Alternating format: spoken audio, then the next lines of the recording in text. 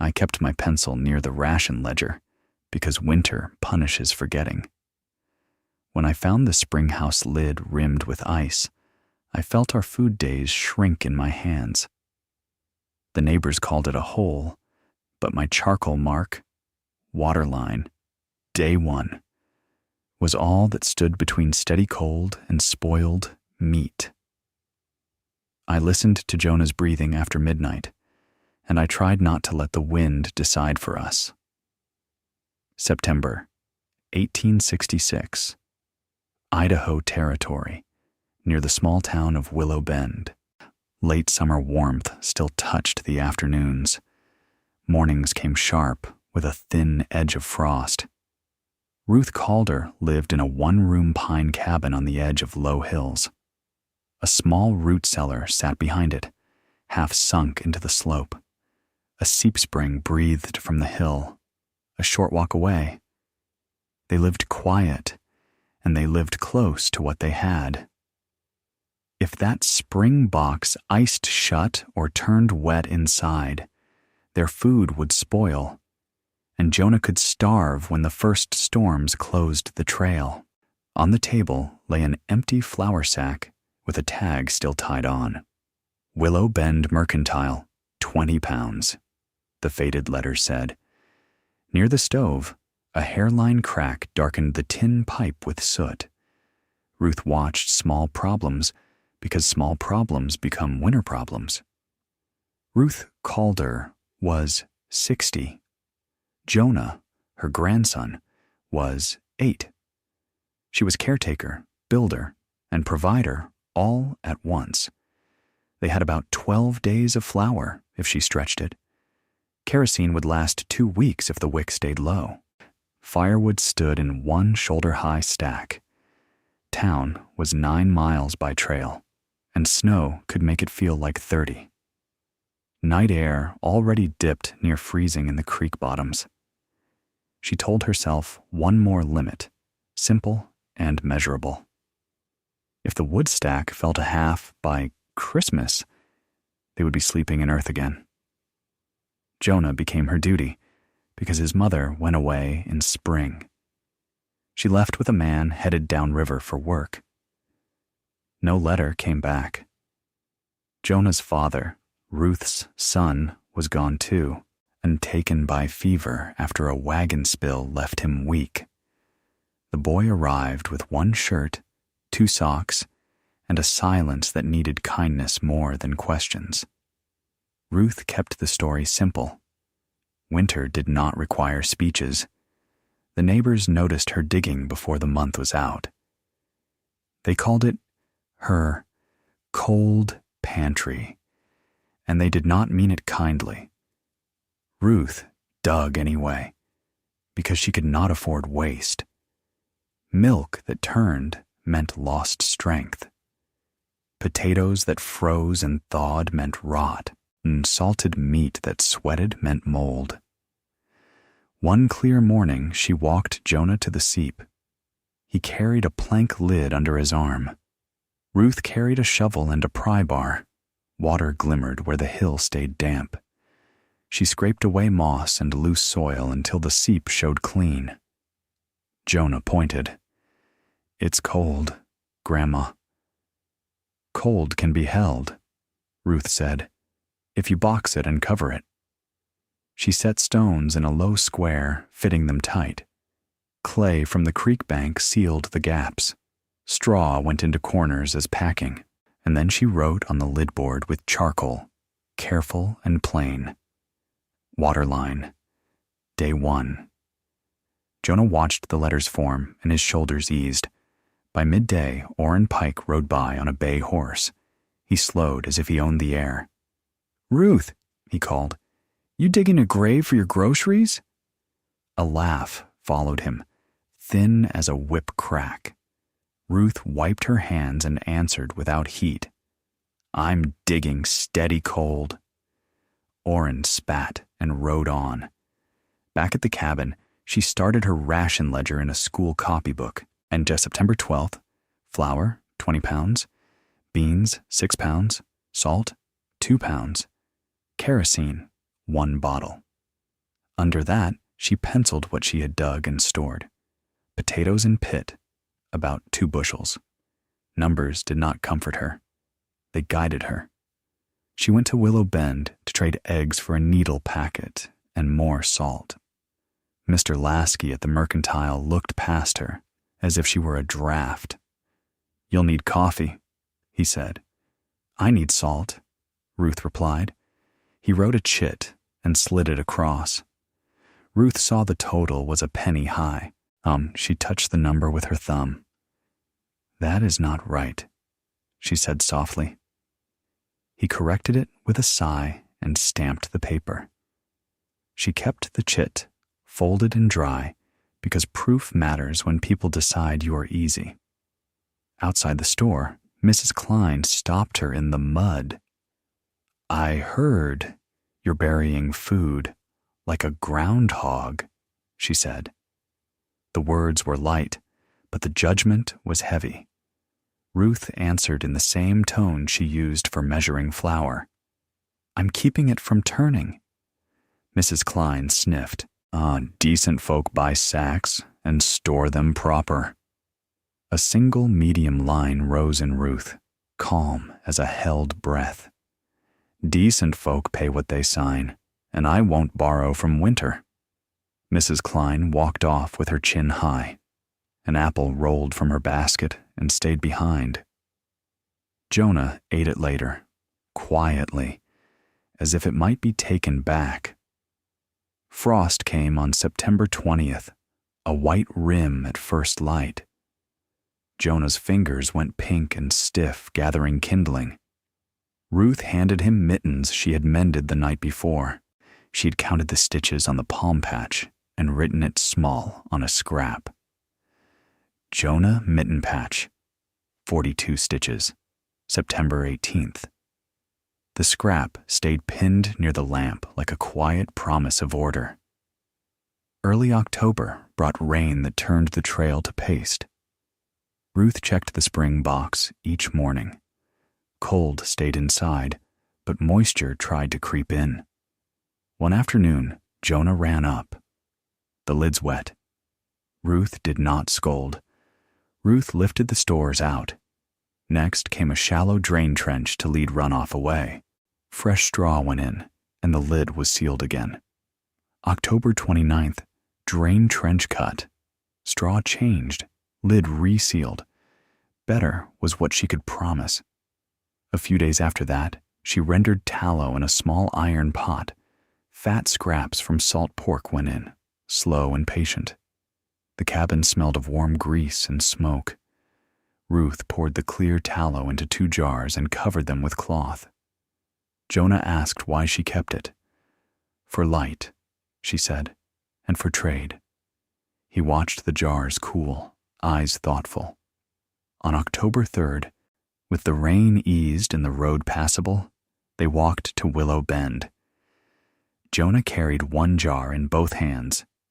Ruth carried the other, plus a bundle of dried herbs and 2 rabbit wire snares Jonah had helped twist. The mercantile porch was slick with mud.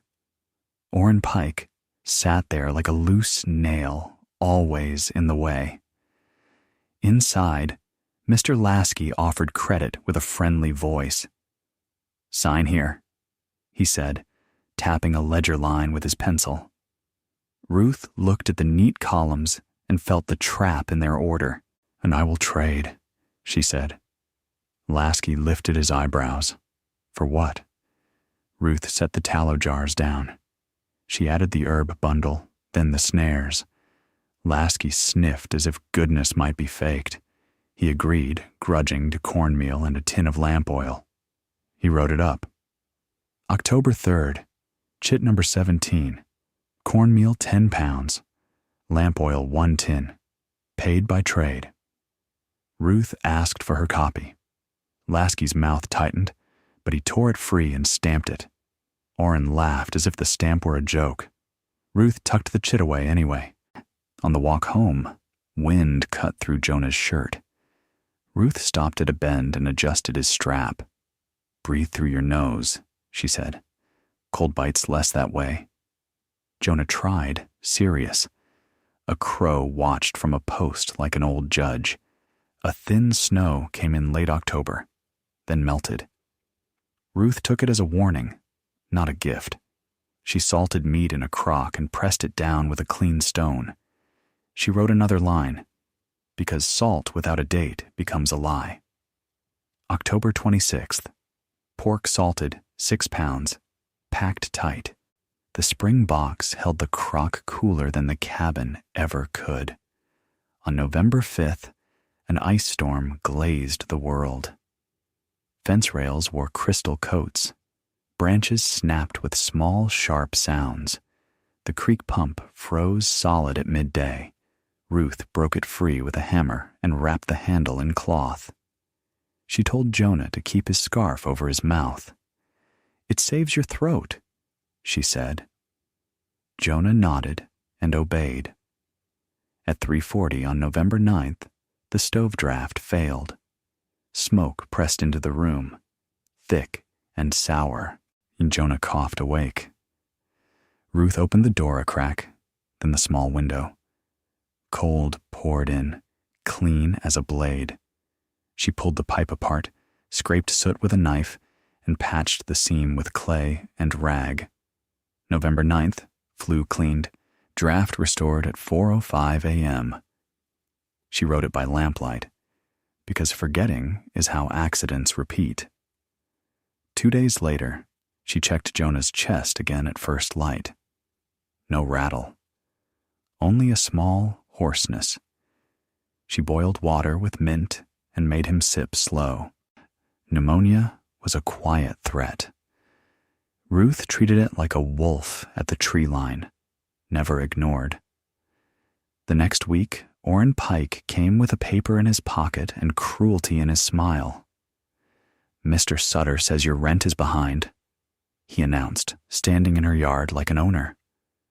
Ruth kept Jonah behind her. "I paid in October," she said. Orrin smiled. "Price went up." "Prices rise when folks smell weakness," Ruth replied. "Pay by Thanksgiving, or clear out." Before dawn the next day, Ruth walked to town with her tin of papers under her shawl. Willow Bend was still dark, chimneys breathing thin smoke. Mr. Sutter sat at a desk that smelled of ink and damp wool. Ruth laid out the rent receipt.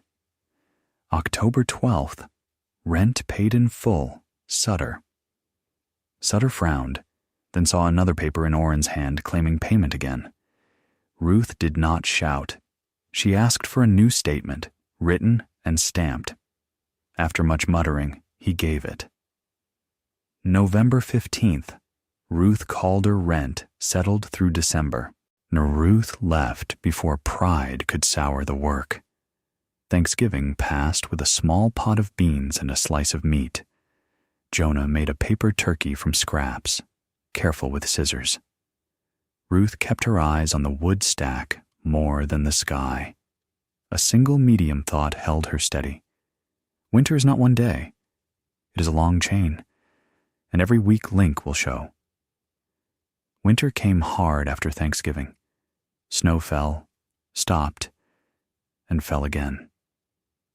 Ruth marked the doorframe with charcoal as the drifts rose. On December 2nd, snow mark 14 inches. Jonah traced the mark with a fingertip, as if it were a map. The spring box changed in December. Ice began to rim the edges of the lid. The seep slowed, and the cold deepened. Ruth learned the danger of freeze-thaw. If the lid welded shut, she could not reach food. If meltwater soaked straw, meat could mold. She added more straw over the lid. She laid a canvas scrap to shed drips. Then she sprinkled dry ash around the rim where straw met wood. Ash drinks moisture. And ash shows trails. On December 12th, Jonah found a pinhole in his shirt elbow.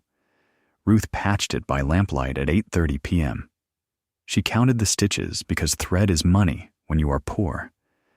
Shirt patch, Jonah elbow, 27 stitches, December 12th. The boy watched her hands. "You always count," he said. Ruth nodded. "Counting is how I keep winter from guessing."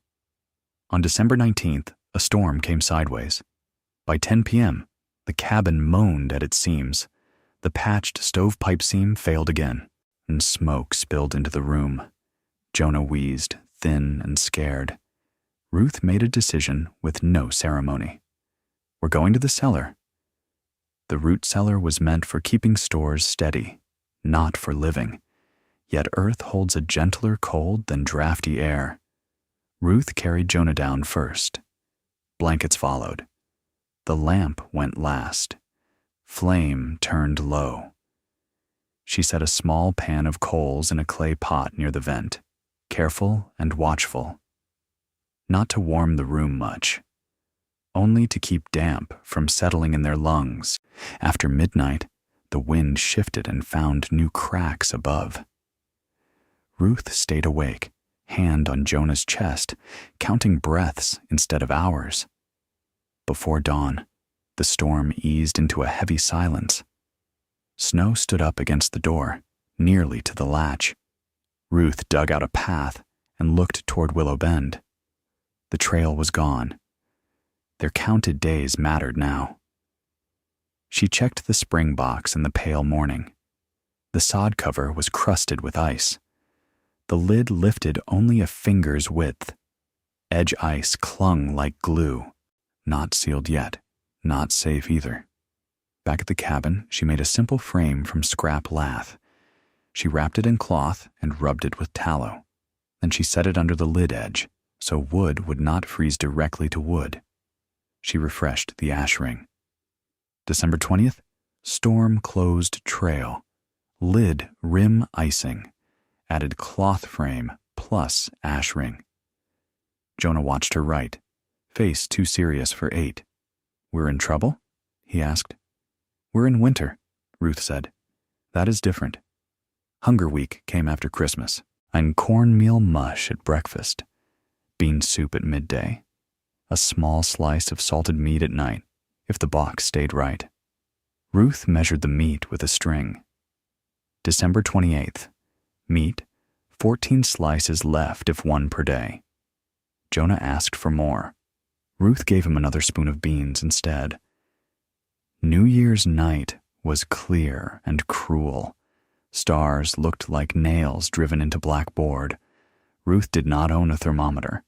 She owned her breath and the way it froze on her scarf.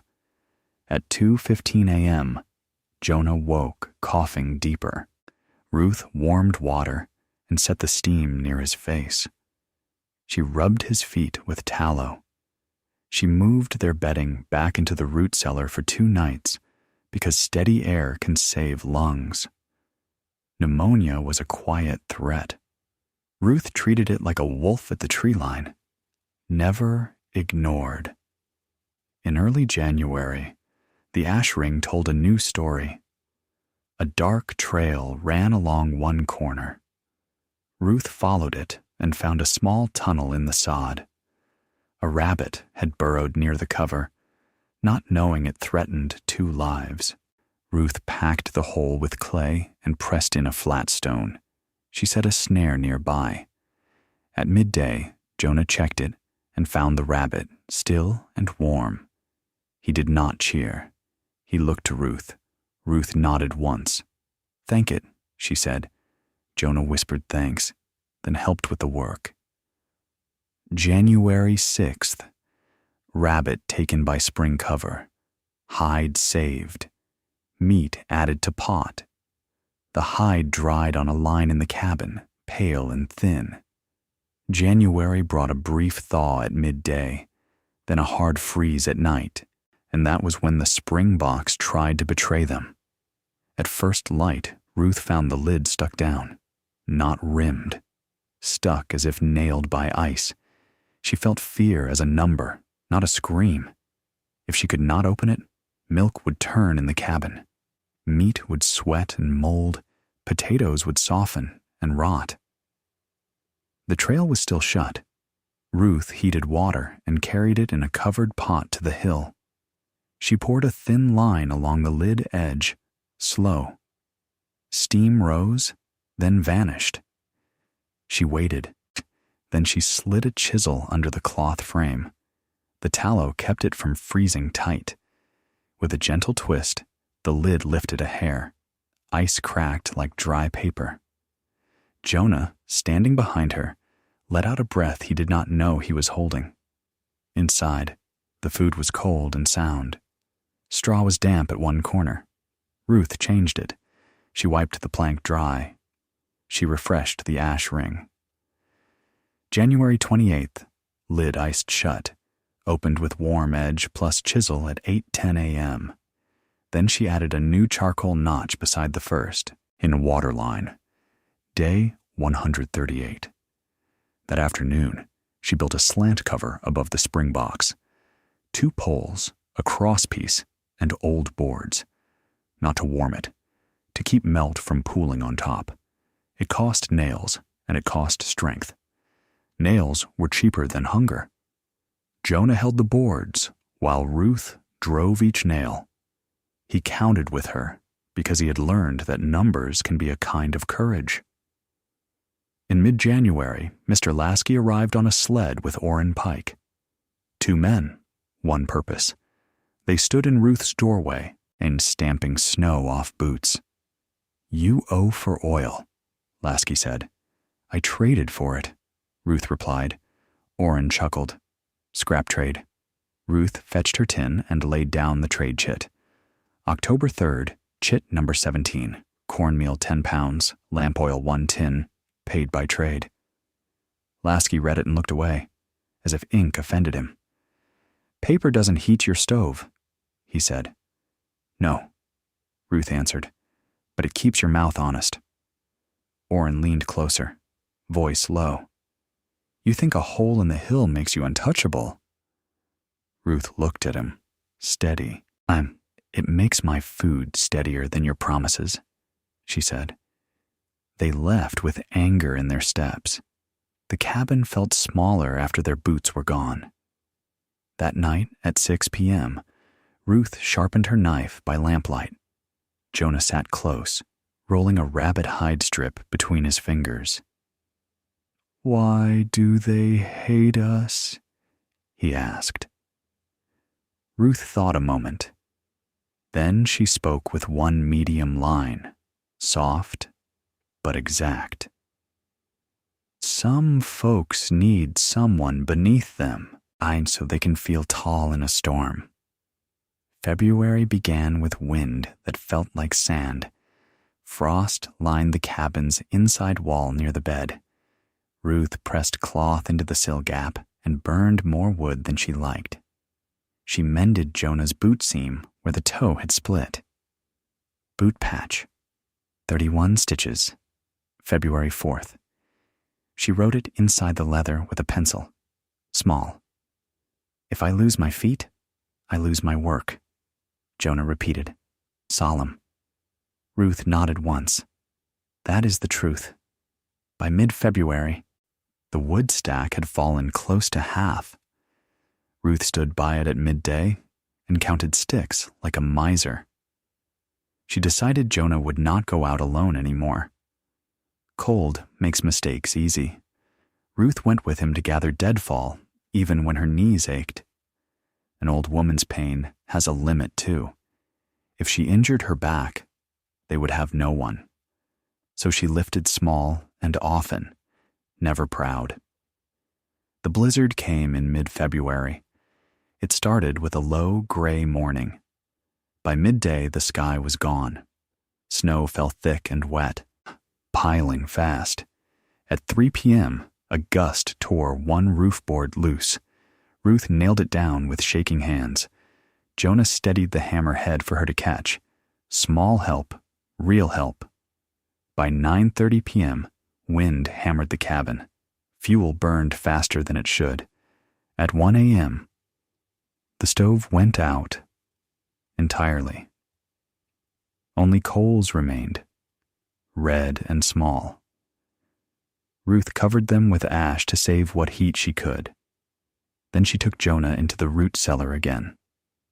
Root cellar living was not proud. It was the only rule that mattered. Keep the boy breathing. Before dawn, the blizzard eased, leaving drifts to Ruth's thigh. The wood stack was half buried. She dug out sticks with numb hands. When she opened the spring box that morning, it gave her what the cabin could not. Cold food that had not turned. Milk, thick but good. Potatoes, firm. Meat, still salted and sound. Not a miracle. A method held steady. Those 5 days closed the trail for everyone. In Willow Bend, families burned fence rails for heat. Chickens died in drifts. One man lost fingers to frost. Pride softened in the same way snow does, slowly, under pressure. Near sunset on the 4th day, a boy from the Klein place arrived with a sled. His cheeks were raw.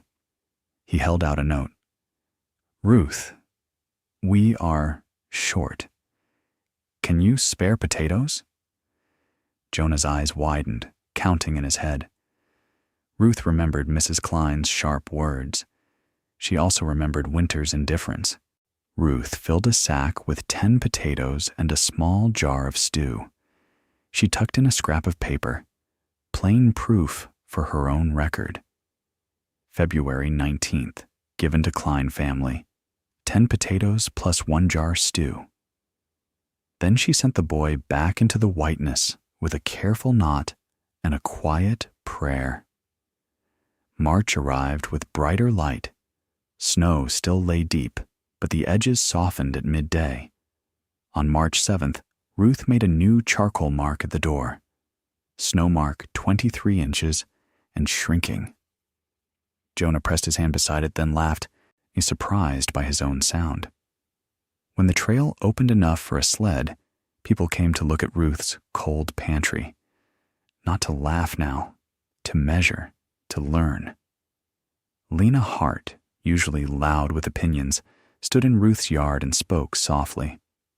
"We thought you were foolish," she admitted. Ruth poured mint water and handed it over. "I was careful," Ruth said.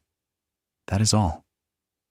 Later, Mr. Sutter rode out with Orrin Pike behind him. Sutter's eyes went to the hill cover. "You've been comfortable," he said, and trying to make it sound like accusation. Ruth handed him her stamped statement. Rent settled through December. Orrin's face tightened, tired and angry. Sutter cleared his throat. "You could sell food," he suggested. "I will trade fair," Ruth replied. "Fair numbers? Fair weight." She did not look at Orrin when she said it. She did not need to. On March 18th, Ruth walked into Willow Bend with Jonah beside her. Mud sucked at their boots, but the road held. "At the Mercantile, mister." Lasky's shelves looked thin. Ruth laid her trade chits on the counter, stacked neat. Mr. Lasky's eyes flicked over them. "What do you want?" he asked. "Flour," Ruth said, calm. "Fair weight." She set a jar of firm potatoes beside the scale, kept cold, not frozen. Mr. Lasky weighed, then measured flour. When he tried to shave an ounce, Ruth tapped the scale pan once. He corrected it without a word. Jonah watched, learning how quiet firmness works. By noon, Ruth stepped to the small mail shelf beside the counter. Jonah rose on his toes, searching the cubbies. No letter waited for his mother's name. Ruth did not sigh loud. She only folded the hope away, the same way she folded paper. Outside, Orrin Pike stood near a hitch rail, listening. His eyes slid to the flour sack Ruth carried. "Bought your way out at last?" he said. Ruth kept walking. She answered over her shoulder, measured. "I weighed it, that's all." Orrin's laugh came thin. Jonah looked back once, then forward, choosing the safer direction. Outside the store, Mrs. Klein approached with a small loaf in her hands. Her chin was less sharp than in autumn. "I said foolish things," she admitted. Ruth accepted the loaf with a nod. "Winter makes fools of us all," Ruth said, gentle. "If we let it." Mrs. Klein glanced at Jonah. "He likes apples?" she asked. Jonah nodded, shy. Mrs. Klein's mouth softened. "I'll remember," she said. Back home, Ruth checked the spring box in late March. The lid lifted easy. No dark trails showed in the ash ring. Over the winter, the water line had risen with melt, and Ruth marked it with charcoal. Water line, day 200. She stood there a moment, listening to the seep's quiet voice. That evening, Ruth opened her ledger to the last page. March 29th. Winter passed. Jonah well. Box held. Below it, she wrote one more line, smaller than the rest.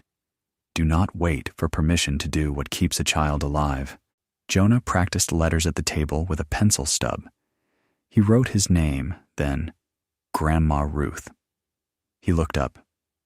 Will they stop laughing? Some will, Ruth said. Some won't. Jonah frowned. Does it matter? Ruth looked out at the softening snow and answered slowly.